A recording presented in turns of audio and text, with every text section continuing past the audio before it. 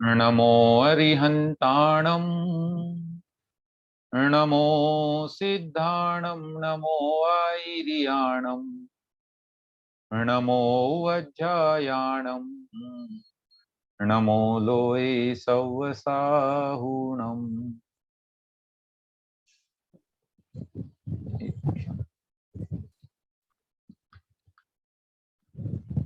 तमांसि तेजांसि विजित्य वाङ्मयम् प्रकाशयत् यत् परमं महन्मः। न लोप्यते तैर्न च तैः प्रकाश्यते स्वतः प्रकाशात्मकमेव नन्दतु। पंच परमेष्टि भगवान की जय। देवादिदेव श्री 1008 ऋषभ देव भगवान की जय। परम पूज्य आचार्य श्री पद्मनंदी जी महाराज की जय।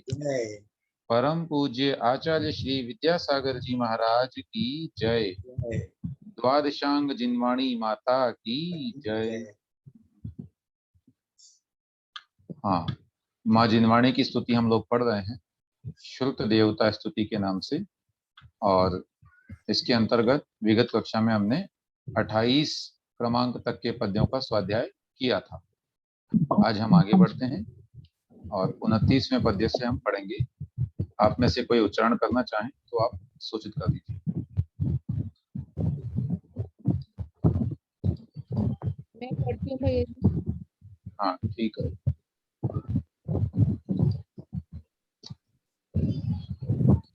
तव प्रसादः कवितां करोत्यतः तव प्रसाद कवितां करोत्यत कथं जडस्तत्र घटेत मादिशः।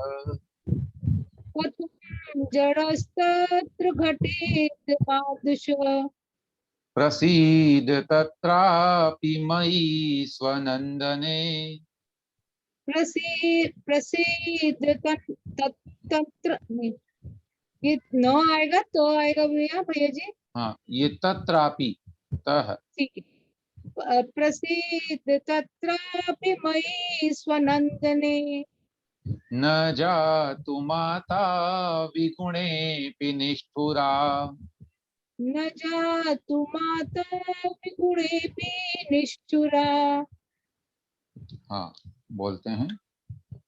तव प्रसादः कवितां करोत्यतः कथं जडस्तत्र घटेत मातिशः।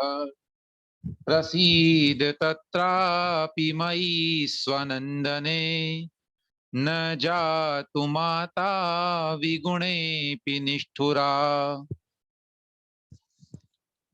तव प्रसादः कवितां करोति अतः। करोत्यतः लिखा है, उसमें से दो शब्द निकलेंगे, करोति और अतः। यहाँ पर यण संधि हो गई। कथम जड़ह तत्र, जड़स्तत्र लिखा है, जड़ह प्लस तत्र घटेत मादृशः। प्रसीद तत्र अपि, तत्रापि, तत्र अपि मयि स्वनंदने न जातु माता विगुणे अपि निष्ठुरा। विगुणे अपि निष्ठुरा। अस्तु, इसका अर्थ देखें। तव प्रसाद है, आपकी कृपा, आपका अनुग्रह या आपका प्रसाद, कविताम करोति, कविता को करता है। कविता को मैं नहीं करता हूं, अपितु आपकी कृपा से कविता बन जाती है। अतः इसलिए मादृशः जड़ः, मादृशः ने मुझ जैसा, जड़ः जड़ व्यक्ति, अज्ञानी अथवा मूर्ख व्यक्ति, तत्र उस कविता के कार्य में, उस काव्य कर्म में, कथम घटेत कैसे समर्थ होगा। अर्थात मुझ जैसा अज्ञानी कोई कविता बना ही नहीं सकता। ये तो आपकी कृपा थी जो कविता बन गई, वरना मेरी क्या बिसात कि मैं कविता कह सकूं। तत्रापि, फिर भी, है ना। यद्यपि तत्र का मतलब वहां होता है, लेकिन इस वाले ग्रंथ में जहां जहां यत्र और तत्र का जो प्रयोग आया है वो प्रायः यथा और तथा के अर्थ में आया है। ये हमने अनुभव किया है। जहां जहां भी आया तो उसका मतलब जो है वो यथा तथा का अर्थ मालूम पड़ रहा है। तो तत्रापि मतलब फिर भी, मई मुझ में, मैं कैसा हूं, अज्ञानी हूं और आपके पुत्र के समान हूं, स्वनंदने, या स्वनंदने को बाद में लगा सकते हैं। तत्रापि फिर भी, मई प्रसीद, मुझ पर प्रसन्न होइए।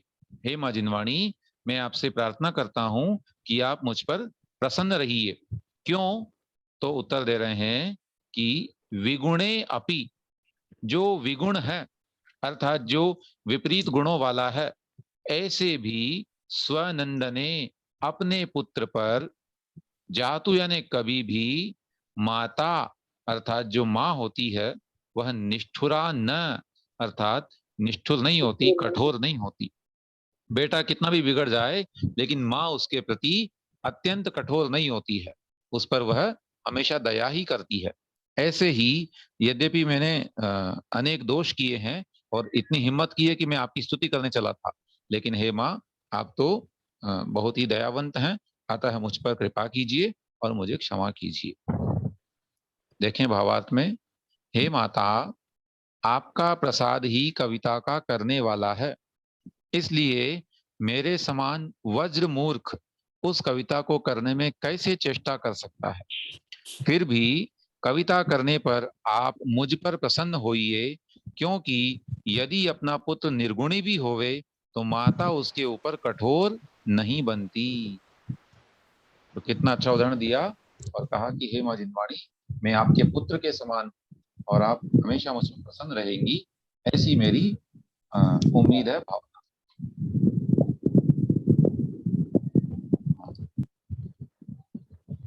चलिए, समझ में आया होगा 29वां काव्य। इस काव्य के अंतर्गत आचार्य महाराज ने ये लघुता प्रकट की है कि मैं भला क्या कविता बनाऊंगा। ये तो माँ जिनवाणी की, माँ सरस्वती की कृपा है जो मैंने इस तरह से काव्य बनाया और वह बन गया। और फिर उसके लिए वो क्षमा चाह रहे हैं। ये भी बड़ा अपना लाघव है कि माँ जिनवाणी, मैंने कोशिश तो की और ये भी अपने आप में धृष्टता ही है, अतः मुझे आप क्षमा करें।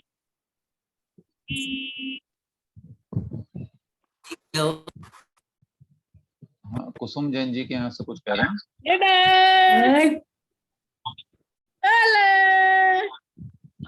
ये अनावश्यक ध्वनि आ रही है, कृपया म्यूट करें। अस्तु, 30वां काव्य। इमामधीते श्रुतदेवता स्तुतिम् इमामधीते श्रुतदेवतास्तुतिम् कृतिं पुमान्यो मुनिपद्मनन्दिनः। कृतिं पुमान् मुनि पद्मान्दिनम्। हाँ, इसमें न को आधा बोलना है, उसको यो में जोड़ देंगे तो फिर जल्दी सही बोला जाएगा। कृतिं पुमान्यो मुनि पद्मनन्दित, नंदिनः सॉरी नन्दिनः, सॉरी स याति पारं कवितादि सद्गुण स याति पारं कवितादि सद्गुण। प्रबंध सिंधोः क्रमतो भवस्य च। प्रबन्ध सिन्धो क्रमुतो भवस्य च। बहुत बढ़िया, पुनः बोलते हैं। इमामधीते श्रुतदेवता स्तुतिम् कृतिं पुमान्यो मुनिपद्मनन्दिनः स याति पारं कवितादि सद्गुण प्रबंध सिंधो क्रमतो भवस्य च।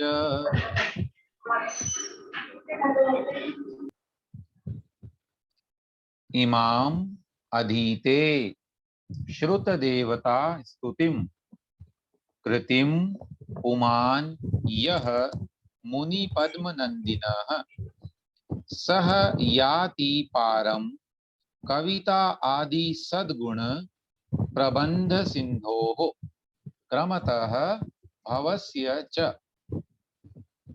कह रहे हैं इमाम अधीते, यह शब्द आया है, यह पुमान, जो पुरुष, है ना, अन्वयार्थ में पुमान शब्द देना भूल गए हैं। यह पुमान, जो पुरुष, इमाम यानी इस मुनि पद्म नंदिनः कृतिम, मुनि पद्म नंदी अथवा हम कह सकते हैं आचार्य पद्म नंदी महाराज की कृतिम यानी रचना को, कैसी है वो रचना, श्रुत देवता स्तुति, जो कि शुद्ध देवता की स्तुति रूप है, ऐसी उस रचना को यह माने जो, पुमान यानी पुरुष, अधीते अध्ययन करता है अर्थात पढ़ता है, जो व्यक्ति इस शुद्ध देवता स्तुति को पढ़ता है, जो कि मुनि श्री पद्मनंदी महाराज द्वारा रचित है, वह क्या होता है, सह याति पारम, वह पार चला जाता है या पार को प्राप्त कर लेता है। किसके पार को, कविता आदि सद्गुण प्रबंध सिंधो हो, अर्थात जिसमें कविता इत्यादि अनेक उत्तम गुण भरे हुए हैं, उन गुणों रूपी प्रबंध सिंधु के, प्रबंध बोलते हैं महाकाव्य को, तो महाकाव्य रूपी समुद्र, क्योंकि महाकाव्य को रचना इतना आसान नहीं होता है, विशाल काव्य रचना पड़ता है तब जाके महाकाव्य बनता है। या प्रबंध माने कोई भी ऐसा काव्य जो बंद एक घटना विशेष को लेकर के और आगे तक वर्णन किया जाए जिसमें, वह प्रबंध कहलाता है। तो ऐसा व्यक्ति जो इस रचना को पढ़ता है अर्थात जिनवाणी को सुनता है, एक तरह से स्तुति करता है उसकी, वह व्यक्ति कविता आदि सद्गुणों से युक्त प्रबंध सिंधु के पारम याति, पार को प्राप्त करता है।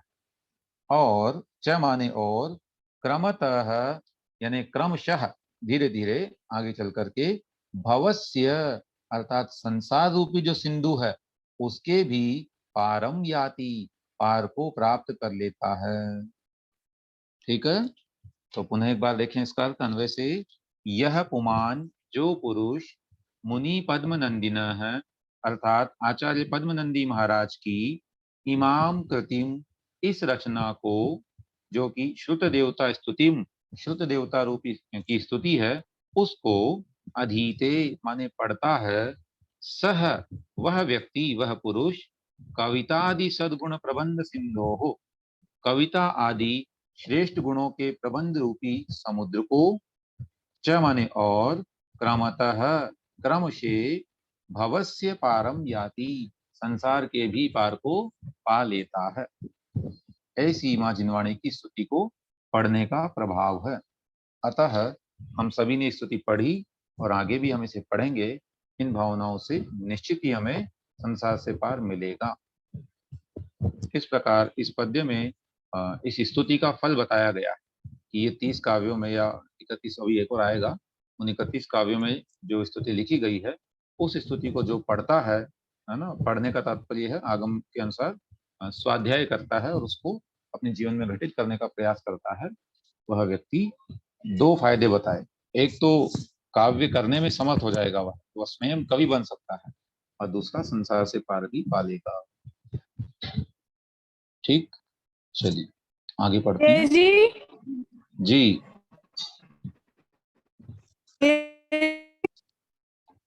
जय जिनेन्द्र, आपकी आवाज नहीं आ पा रही है, नेटवर्क की कमी है। नहीं, क्षमा चाहते हैं, आप वीडियो ऑफ कर लीजिए ताकि आपका नेटवर्क कम यूज होगा और तब आप प्रश्न बोल दीजिए।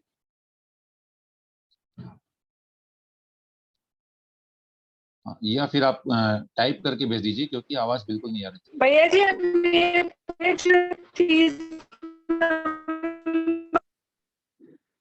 नहीं, क्षमा चाहते हैं, समझ में नहीं आ रहा, आप लिख के भेज दीजिए तो हम समझ पाएंगे।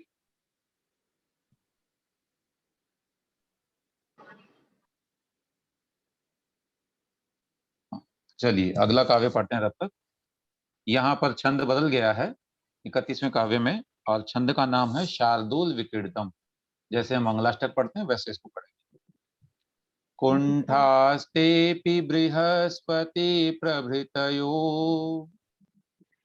कुंठास्ते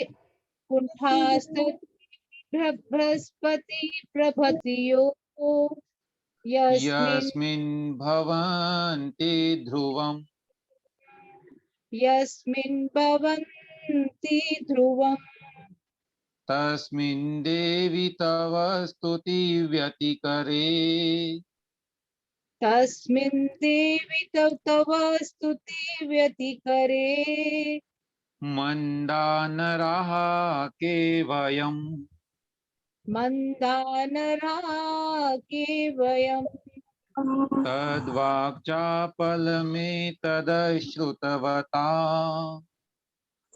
तद्राकाचापल नहीं तद्राकाचापलमेतदश्रुतवता इसमें तद्राक नहीं था, वो तद्वाक। तद्वाकाचापलमेतदश्रुतवता मस्माकमम्ब त्वया मस्माकमं त्वया क्षन्तव्यं मुखरत्वकारणमसौ क्षन्तव्यं मुखरत्वकारणमसो येनातिभक्तिग्रहः। येनातिभक्तिग्रह। हाँ, बोलते हैं सभी। एक कुण्ठास्तेऽपि बृहस्पति प्रभृतयो यस्मिन् भवन्ति ध्रुवम् तस्मिन् देवि तव स्तुति व्यतिकरे मन्दानराः केवयम् तद्वाक्चापलमेतदश्रुतवता मस्माकमम्ब त्वया क्षन्तव्यं मुखरत्वकारणमसौ येनातिभक्तिग्रहः।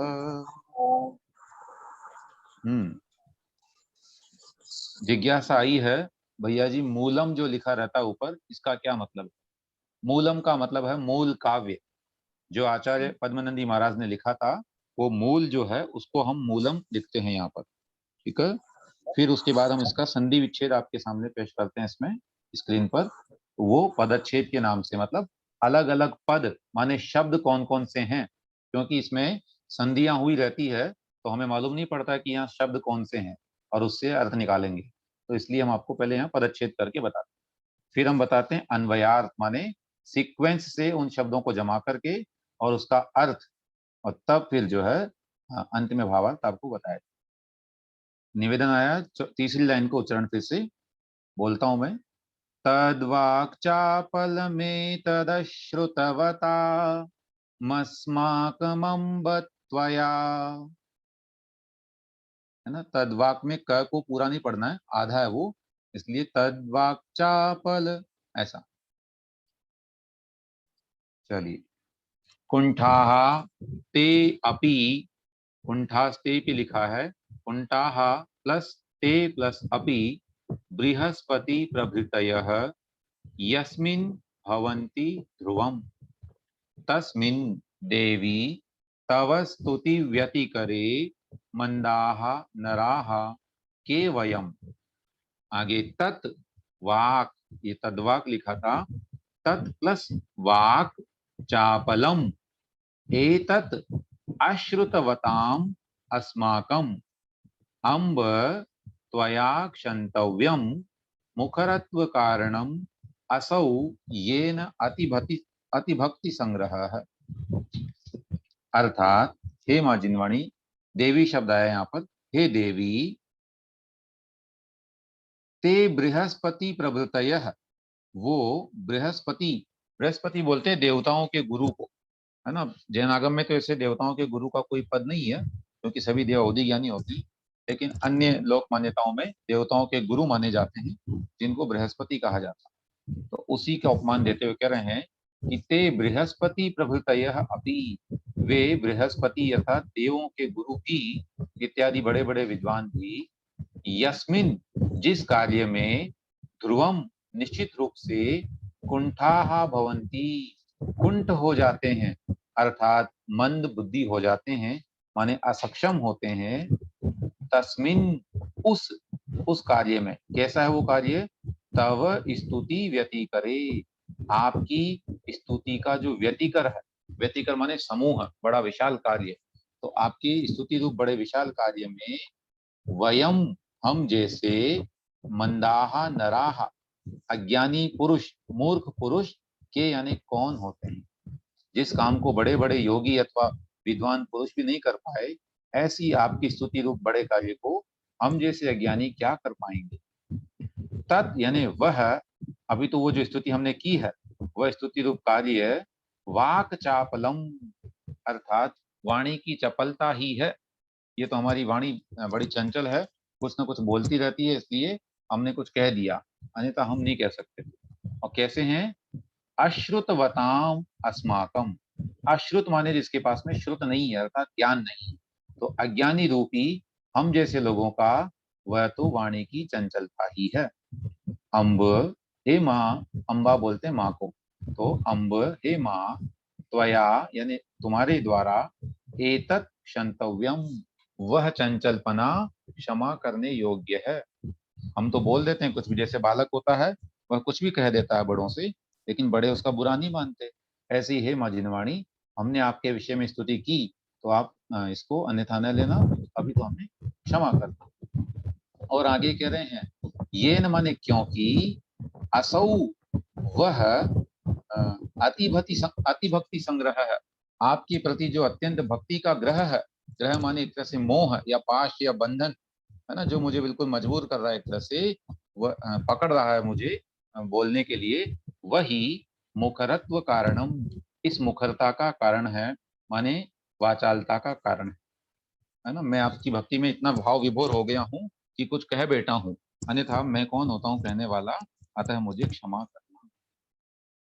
भावार्थ देखें एक बार, हे देवी, जिस आपके स्तवन को करने में बड़े बड़े विद्वान बृहस्पति आदि भी कुंठ माने मंद बुद्धि हो जाते हैं, तब आपका स्तवन करने में हम सरीखे मंद बुद्धियों की तो बात ही क्या है।